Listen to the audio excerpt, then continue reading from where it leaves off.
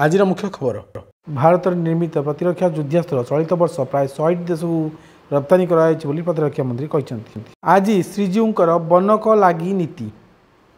जम्मू काश्मीर एक बड़ धरण बस दुर्घटना। बसटी सिंधु नदी में खसी पड़ी। उद्धार कार्य जारी। रूस रे भूकंप पर सुनामी सतर्कता जारी कर रूसिया सहित जापान अमेरिका कैलिफोर्निया उपकूल में सुनामी अलर्ट। खोर्धारे बार्ड फ्लू चिलिका और नंदनकानन सतर्कता जारी।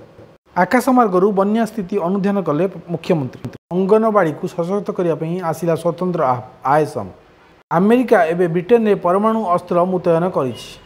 आज इसरो और नासा मिलित उद्यम GSLV F-16 जरिया महाकाश को पठाइब उपग्रह निसार। इन्फोसिस चलित आर्थिक वर्ष में 20,000 स्नातक नियुक्ति देवार योजना रखी। आसंता मासरू UPI उपभोक्ता माने दिन को 50 थर अकाउंट बालांस चेक करेंगे। शेष टेस्ट रे इंग्लैंड नेतृत्व देवे